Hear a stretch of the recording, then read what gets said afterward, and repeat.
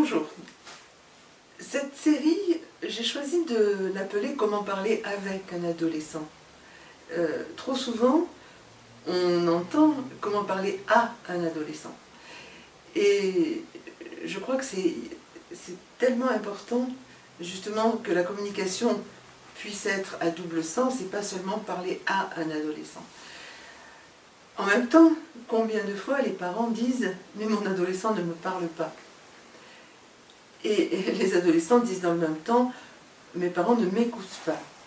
Alors donc il y aurait un souhait réciproque de communication et en même temps une impossibilité. Alors, une impossibilité ou une difficulté. Je pense que comprendre d'où vient cette difficulté permettrait certainement d'améliorer grandement les choses. Très souvent, les parents justement voudraient parler à l'adolescent de ce qui les intéresse eux-mêmes. Et l'adolescent a lui-même tellement d'envie, tellement d'attentes, tellement de besoins aussi vis-à-vis de ses parents. Il attend des adultes, il sait qu'il est encore fragile, il attend des adultes certaines choses, mais certainement pas des leçons de morale ou des tuto-frais ou des conseils comme ça qui ne correspondent pas à son vécu réel. Je crois que pour trouver la bonne mesure, il faudrait se poser la question: qu'est-ce que j'attendrais, moi, d'un supérieur hiérarchique? J'ai posé cette question plusieurs fois dans des formations à des quantités de gens, et les gens répondent très spontanément et très justement: j'attends d'un supérieur hiérarchique qu'il me respecte, qu'il me fasse confiance, qu'il m'explique si je n'ai pas compris, qu'il m'écoute dans mes compétences, qu'il soit là en support mais pas en chapeautage, et puis que ce supérieur hiérarchique ne fasse pas montre de supériorité, de condescendance, etc. C'est-à-dire d'être traité d'égal à égal. Et justement, l'adolescent a besoin d'être traité d'égal à égal, tout en sachant bien qu'il a encore besoin de ses parents. Et si les parents et les éducateurs d'une manière générale comprennent ça, eh bien je pense que ça se passe beaucoup mieux. Ce qui me paraît être important, c'est de clarifier quelles sont les préoccupations des uns et quelles sont les préoccupations des autres. Parce que bien entendu, si les parents ont ces préoccupations-là et les ados ces préoccupations-là, ou le contraire, ou inversement, bien la communication n'est pas possible. Et donc, quelles sont les préoccupations, quel est le vécu d'un jeune homme, d'une jeune fille de 15, 16, un peu moins ou un petit peu plus? Souvent, c'est ma liberté, qu'est-ce que je vais devenir, est-ce que j'ai des amis, est-ce que je suis amoureux ou amoureuse, est-ce qu'on m'aime? Ça, c'est la question tellement importante. Enfin, il y a d'autres questions qui préoccupent évidemment des jeunes gens, sur les valeurs, etc. Mais la plupart du temps, les parents et les éducateurs de ces mêmes jeunes gens, eux, leurs préoccupations sont différentes. C'est: est-ce qu'il travaille bien à l'école? Est-ce qu'il va se droguer? Est-ce qu'il va ceci? Est-ce qu'il va cela? C'est-à-dire que les préoccupations des parents sont souvent associées à des peurs pour le futur, et du coup, ne vont pas correspondre aux préoccupations du moment des adolescents. Et donc, les adolescents auraient certainement envie de parler à leurs parents et de demander des conseils si ça n'était pas des conseils que les parents voulaient donner aux enfants.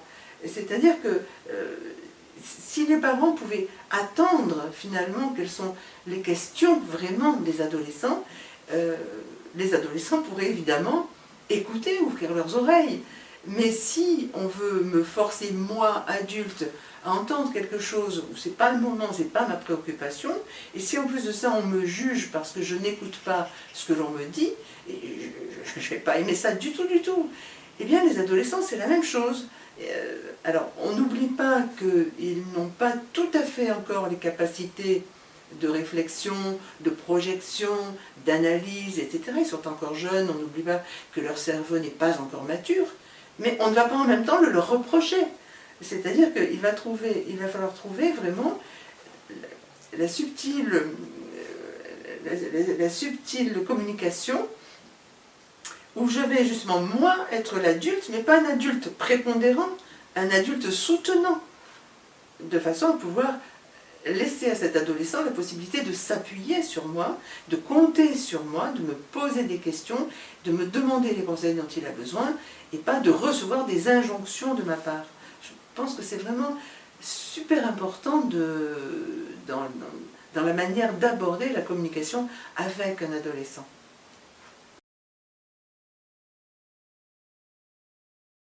La question de l'amitié et des relations est certainement prépondérante à cet âge-là. On en parlait dans la première vidéo. Et pour l'adolescent, c'est une question vraiment existentielle. Je crois que les adultes doivent vraiment comprendre l'importance de cette question et ne pas la minimiser, ne pas la dédramatiser, ne pas la dramatiser non plus bien entendu, mais entendre que c'est une vraie souffrance et que l'adolescent, lorsqu'il en parle, c'est que vraiment il ne sait plus quoi faire. Sinon, on sait bien que l'adolescent est un peu secret, qu'il essaie de se dépatouiller par ses propres moyens. S'il en parle, c'est que c'est un vrai besoin et qu'il attend un vrai soutien dans cette souffrance qu'il éprouve. Alors en tant qu'adulte, comment répondre à ça? Alors avant de répondre, bien sûr, accueillir. Oui, c'est difficile, et je te comprends. Bien sûr, tu as besoin, et je comprends que tu puisses avoir besoin d'amis, et quelque part, savoir que ce besoin d'amis peut entraîner l'adolescent, vous savez, tous ces rites d'appartenance, etc., pour que justement il ne soit pas seul, il est capable d'avoir quelquefois des actes inconsidérés.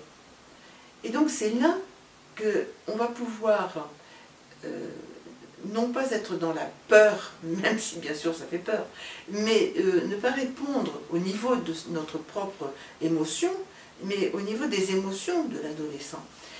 Donc lui dire, mais qu'est-ce que tu souhaiterais, qu'est-ce qui fait que c'est difficile pour toi, etc. Faire une espèce d'analyse de la situation avec lui, et puis peut-être ensuite d'essayer de le faire réfléchir, encore une fois philosophiquement, à qu'est-ce que c'est que la réussite d'une vie, qu'est-ce que c'est que la liberté, qu'est-ce que c'est qui est important, qu'est-ce que c'est qui est essentiel dans la vie, de quoi il ne peut pas vraiment se passer par rapport à un projet de vie. Alors évidemment, vous allez me dire que c'est ce que tout le monde fait, mais c'est la manière de le faire. Vous voyez, si on le fait en moralisant, en lui expliquant ça, il n'a pas à l'entendre. Alors que si on lui pose des questions, on lui dit, mais en fin de compte, l'essentiel c'est ceci, ceci, ceci, mais enfin tu devrais comprendre que, etc., ça ne passe pas. Mais si on lui dit, qu'est-ce qui est essentiel pour toi dans ton projet de vie? Dans 3 ans, 5 ans, qu'est-ce qui serait signe que tu as une vie réussie? Et là, on met la réflexion de l'enfant en jeu, ou de l'adolescent, et il peut commencer à penser lui-même d'une manière différente pour le sortir de cette espèce vous savez, de tourner en boucle, hein, comme le hamster dans sa roue. On pose la question à laquelle il ne s'attend pas. Et on ne lui dit pas, mais enfin, ta roue n'est pas bonne. À ce moment-là, il y a des chances pour que l'adolescent puisse lui-même commencer à comprendre que la vie réussie, ce n'est pas d'avoir la dernière marque de chaussures ou de survêtements, etc. Mais donc que pour obtenir son appartenance à une bande, il n'est pas obligé de suivre des injonctions qui viendraient d'autres jeunes gens, mais qu'il peut choisir. Mais pour qu'il puisse choisir, il faut le mettre en situation de choisir, et pas en situation d'avoir à obéir, soit aux jeunes de sa bande, de la bande qu'il espère intégrer, soit d'obéir à ce que moi je lui dis. Il faut qu'il puisse choisir lui et réfléchir en utilisant son intelligence, mais encore une fois sans lui dire « enfin réfléchis un peu ». Ça ne passe pas, mais en lui disant « qu'est-ce qui serait important pour toi ?» Si on réfléchissait ensemble aux valeurs, à ton futur, ça serait comment C'est-à-dire qu'on accompagne du rêve finalement, et on montre comment on peut se rapprocher de ce qui est essentiel pour cet adolescent. Alors, il est possible, bien entendu, que ce jeune réponde « je sais pas, je sais pas ». Mais là, c'est là que je propose de ne pas perdre notre cap en disant « finalement, bien sûr, c'est compliqué un petit peu de réfléchir, mais s'il y avait une chose que tu aimerais réussir dans ta vie, c'est pas qu'est-ce que tu veux faire plus tard. Vous voyez, la question est subtile et importante. C'est pas qu'est-ce que tu veux faire plus tard, c'est il y a une chose vraiment qui serait un rêve pour toi.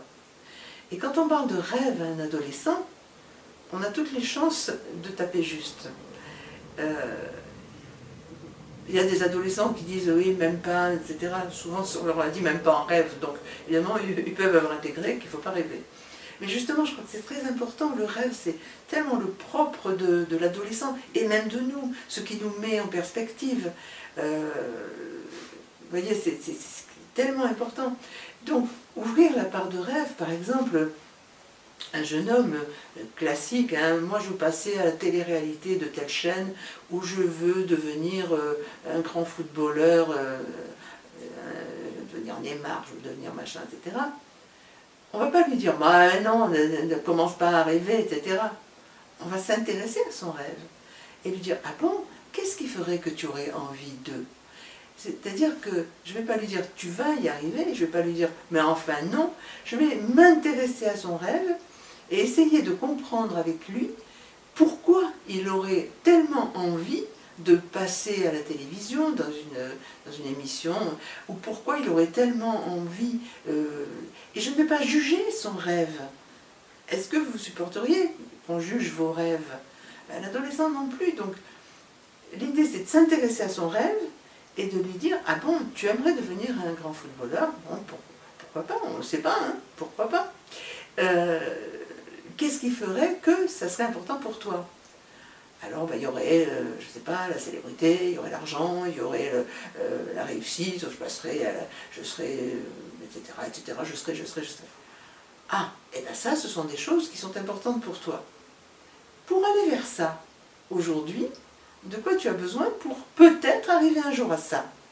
Et là, on pourrait peut-être, justement, ramener l'enfant à l'aujourd'hui vers son projet, et là, ça prendrait du sens pour lui, et pas seulement pour nous.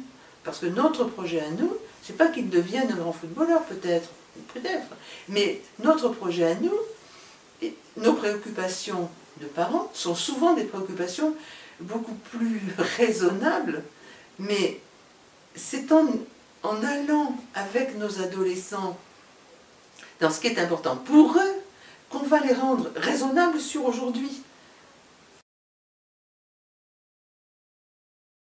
La question suivante, c'est si ces réponses ne me conviennent pas. Par exemple, moi, ce qui m'intéresse dans la vie, c'est de gagner beaucoup de fric, enfin, des trucs qui ne correspondent pas à mes valeurs de parents. Après tout, pourquoi jugerais-je, d'après mon propre cadre de référence, que parce que son rêve serait mauvais. Il existe bien des gens qui sont sur Terre et qui ont d'autres valeurs que les miennes. Si je juge ces valeurs, je coupe la communication immédiatement. Je peux donc m'intéresser à ces valeurs, ça ne veut pas dire les approuver. Je peux dire que je ne suis pas d'accord avec ces valeurs. Je peux dire, moi, tu vois, il me semble que ce que je privilégierais, ce serait ceci, ceci, ceci, parce que ça me semble plus intéressant et qu'une vie réussie, pour moi, c'est ça, ça, ça. Mais pour toi, une vie réussie. Et puis, on peut justement arriver à aborder la notion de liberté. La liberté, c'est quoi pour toi? Est-ce que c'est...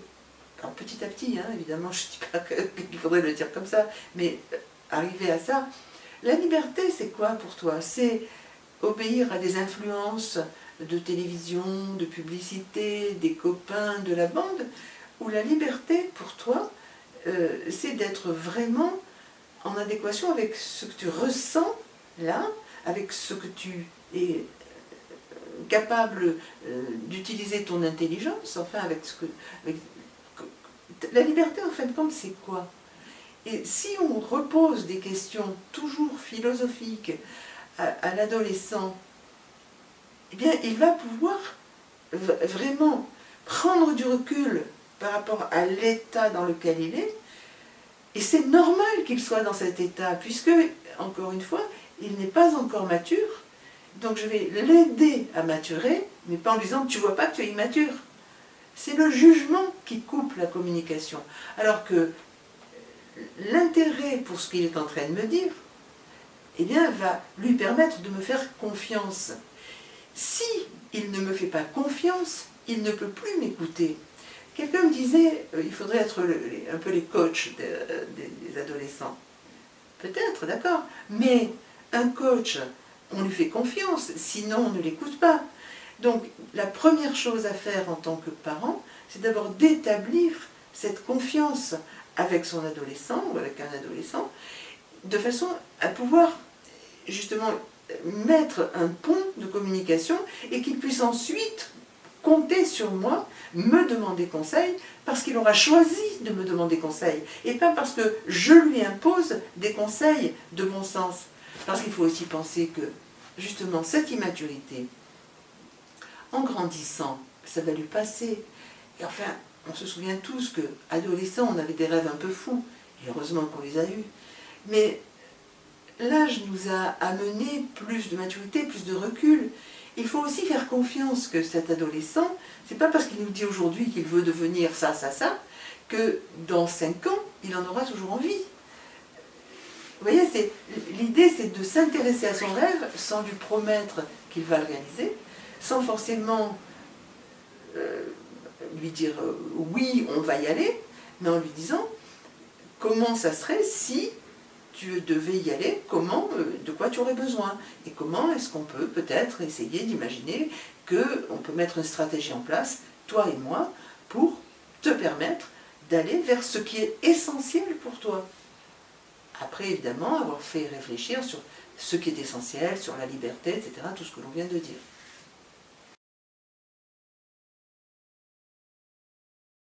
Alors, bien entendu, il va se poser la question de comment établir la confiance, et cet adolescent va-t-il nous accorder sa confiance, parce que justement, il y a une question de crédibilité. Alors, je ne parle pas de crédibilité dans ce qu'il a choisi, par exemple le football, ou parce qu'effectivement le coach de football est crédible parce qu'il est bon en foot, et le coach de chant est bon parce qu'on lui fait confiance parce qu'il est bon en chant, etc. Mais nous, adultes, parents, éducateurs, ce n'est pas dans le chant qu'on nous attend d'être bon, ou dans le foot. On nous attend d'être bon dans la joie de vivre. On nous attend d'être bon dans la manifestation que la vie vaut la peine d'être vécue. On nous attend dans le témoignage que finalement il y a quelque chose qui est que nous sommes en cohérence avec la vie, ça vaut la peine, et ce que nous vivons. Si nous avons une vie, si nous montrons une vie triste, si nous montrons une vie de sacrifice, si nous montrons une vie, je crois que là, nous ne pouvons pas être des coachs de vie. Et je crois justement qu'en tant que parents, et beaucoup de grands éducateurs l'ont dit, hein, si vous voulez que vos enfants soient heureux, c'est pas en disant soyez heureux, c'est en montrant comment on est heureux. C'est-à-dire que c'est important d'avoir une vie soi-même dans laquelle on se donne des perspectives joyeuses, dans lesquelles on réalise ce qu'on a envie de réaliser. Ça ne veut pas dire qu'on a finalement une réussite ou financière, mais que l'on a appris nous-mêmes qu'est-ce qui est essentiel dans la vie. Sinon, on ne peut pas témoigner et l'adolescent ne peut pas nous faire confiance. Nous ne pouvons pas être crédibles en lui disant « tu sais, c'est formidable et vraiment, je souhaite pour toi que tu aies une vie heureuse » si on ne lui donne pas un exemple. Je vois encore combien de fois dans mon cabinet des adolescents ou même des ex-adolescents qui n'ont pas d'exemple, je ne dis pas de modèle, mais qui n'ont pas d'exemple. On ne leur a pas appris comment on est heureux dans la vie. C'est-à-dire, quelles sont les priorités, quelles sont les valeurs, qu'est-ce qui me fait vraiment le matin palpiter, qu'est-ce qui me met des lumières dans les yeux. Si je ne le vis pas devant mon enfant, comment pourrait-il me faire confiance quand je lui dis un message de vie?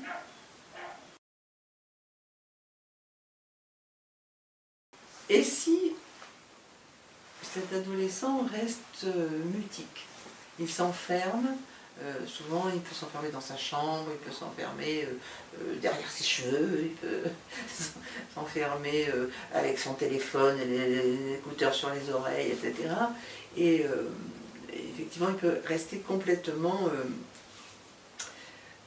avec lui-même ou avec les copains du monde entier avec lesquels il joue, etc. Ou avec des copains, des copines. C'est comme s'il nous opposait une espèce de fin de non-recevoir à toute tentative de communication. Je crois que dans ces cas-là, comme disait mon professeur de psychologie Anne Schutzenberger, que j'aimais beaucoup, elle me disait « Marie-Jeanne, ne tirez pas sur l'herbe, elle ne poussera pas plus vite ». Et je crois que les parents ont tellement envie que leur adolescent leur parle qu'ils peuvent exercer une espèce de violence avec plein de bonne volonté. Les éducateurs sont vraiment pleins de bonne volonté, mais vouloir aller trop vite. Et je crois que dans la proposition justement de communication, ce qui est important, c'est de signifier « je suis là, si tu veux ». Et ce n'est pas parce que tu ne me réponds pas aujourd'hui que je ne serai pas là demain ou après-demain, ou quand tu auras besoin de venir vers moi. C'est-à-dire que si je reste solide, et si je reste ouvert, si je signifie que je suis là, si tu veux. Là, l'adolescent, un jour, viendra, parce que justement, quand il ne trouvera plus de réponses dans la bande de copains, quand il ne trouvera plus de réponses dans son propre roue dans laquelle il est en train de se dépatouiller, là, si il est comme ça à court, là, si je suis dans une attitude non jugeante, ouverte, acceptante, soutenante, lui proposant un amour inconditionnel, eh bien, vraiment, je suis convaincue que ce jour-là, l'adolescent viendra voir si effectivement il peut parler. Combien d'adolescents me disent qu'ils ne supportent pas leurs parents, mais en même temps qu'ils les adorent. Ils ne peuvent pas s'en passer. Mais ils voudraient que ça se passe différemment. Et à ce moment-là, ils pourraient leur confier des tas de choses. Pas ce dont ils n'ont pas besoin, parce qu'ils ont besoin de prendre eux-mêmes des distances et de commencer à être grands, donc à réfléchir tout seul, etc. Mais le jour où ils sont en difficulté, ils savent qu'ils aiment leurs parents, qu'ils ne peuvent pas s'en passer, et ils voudraient pouvoir leur parler à condition que eux-mêmes ne répondent pas à une condition pour être accueillis. C'est un peu complexe là, hein, mais effectivement, si l'adulte dit « j'accepte ce que tu me dis à condition que je puisse l'entendre », l'adolescent ne va pas parler s'il sent qu'il ne sera pas accueilli. Donc c'est à l'adulte d'être plus adulte que l'adolescent et d'avoir une posture inconditionnelle d'accueil. Je ne dis pas d'approbation de ce que lui demande l'adolescent, bien entendu, mais d'accueil de cet adolescent. Séparer ce que l'adolescent fait et dit de qui il est. Cet adolescent, qui il est, a besoin d'être accueilli inconditionnellement et d'être aimé inconditionnellement comme il est. Après, du coup, on peut discuter de ce qu'il fait, ce qui est totalement différent.